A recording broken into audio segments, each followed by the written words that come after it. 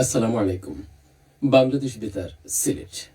স্থানীয় সংবাদ পড়ছি মোহাম্মদ ফয়সাল উদ্দিন।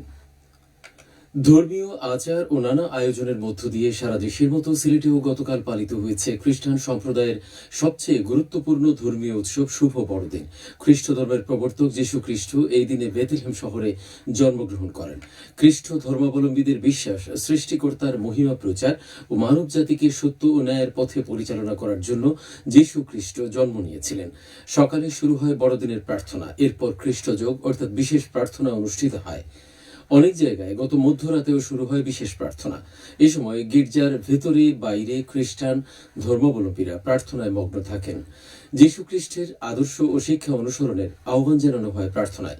একই সঙ্গে সবার জন্য শান্তি ও আনন্দের বার্তা দেওয়া হয়।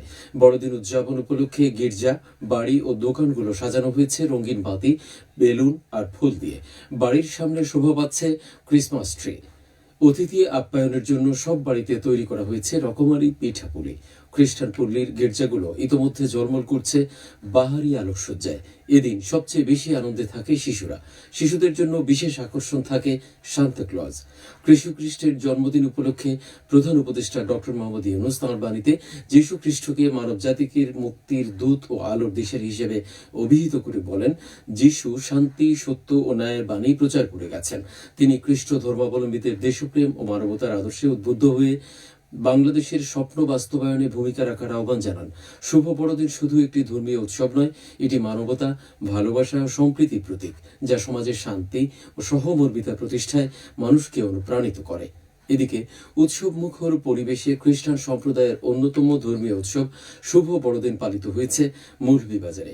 এ উপলক্ষে জেলা খ্রিস্টান মিশনারি, গির্জা ও ক্যাথলিক মিশন ও পঞ্জিগুলো নতুন সাজে সজ্জিত করা হয়েছে। জেলা শহরের খ্রিস্টান মিশনারি ও শ্রীমঙ্গলের ক্যাথলিক মিশনের প্রার্থনা কেন্দ্রে অনুষ্ঠিত হয় প্রার্থনা সভা। পরে খ্রিস্টান মিশনারি ও ক্যাথলিক মিশনে অনুষ্ঠিত হয় শুভ বড়দিনের কেক কাটা।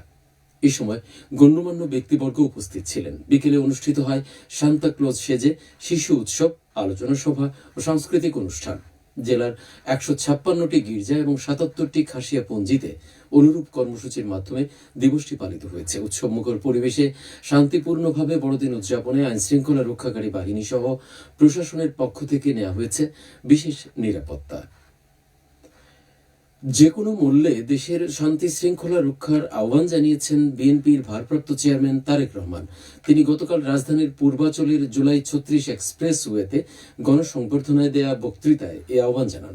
দীর্ঘ ১৭ বছর পর দেশে ফিরে দেশবাসীর অপরাণ ভালোবাসায় সিক্ত বিএনপির ভারপ্রাপ্ত চেয়ারম্যান তারেক রহমান সকালে তাঁকে বহনকারী বিমান বাংলাদেশ এয়ারলাইন্সের উড়োজাহাজ প্রথমে সিলেট ওসমানী আন্তর্জাতিক বিমানবন্দরে অবতরণ করে। যাত্রা বিরতি শেষে বেলা ১১টা ৪০ বিমানটি ঢাকায় হজরত শাহজালাল আন্তর্জাতিক বিমানবন্দরে পৌঁছায়। এই সময় তারেক রহমানকে বরণ করে নিতে বিপুল সংখ্যক নেতাকর্মী উপস্থিত ছিলেন। বিভিন্ন জেলা ও থানা থেকে আগত নেতাকর্মীরা দলীয় পতাকা, ব্যানার, প্লেকার্ড ও ফুল হাতে নিয়ে সড়কের দুই পাশে দাঁড়িয়ে তারেক রহমানের আগমন উপলক্ষে শুভেচ্ছা জানান।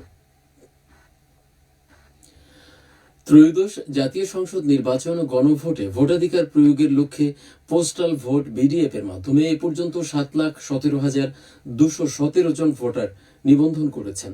প্রবাসী বাংলাদেশি ছাড়াও নির্বাচনী দায়িত্বে নিয়োজিত কর্মকর্তা, কর্মচারী এবং নিজ এলাকার বাইরে অবস্থানরত সরকারি চাকরিজীবীরা এই অ্যাপের মাধ্যমে নিবন্ধন করছেন।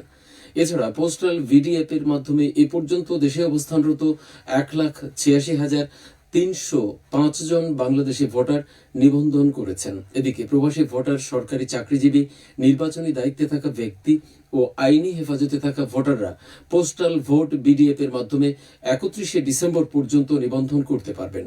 নির্বাচন কমিশন এই সময়সীমা বৃদ্ধি করেছে। চারদিকে সবুজে ঘেরা মৌলভীবাজারের কমলগঞ্জ উপজেলার মাধবপুর লেক অজস্র নীলাভ শাপলা ফুটেছে। আকাশের ছোঁয়া এবং ফুটন্ত শাপলায় এই লেকের স্বচ্ছ পানি নীলবর্ণ ধারণ করেছে। লেকটি এখন দেশি বিদেশি পর্যটকের কাছে অন্যতম জনপ্রিয় একটি স্থান।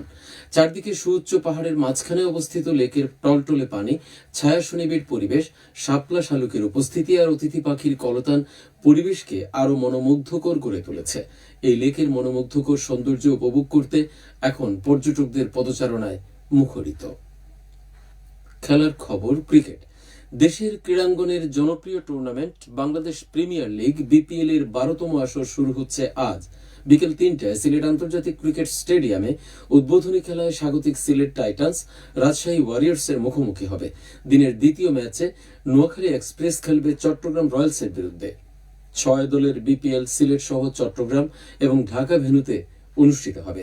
সিলেটে খেলা চলবে 2রা জানুয়ারি পর্যন্ত। এরপর 5ই জানুয়ারি থেকে বিপিএল এর চট্টগ্রাম পর্ব শুরু হয়ে চলবে 12ই জানুয়ারি পর্যন্ত। 15ই জানুয়ারি থেকে শুরু হবে ঢাকা পর্ব। এই পর্বে এলিমিনেটর, কোয়ালিফায়ার এবং ফাইনাল ম্যাচ অনুষ্ঠিত হবে।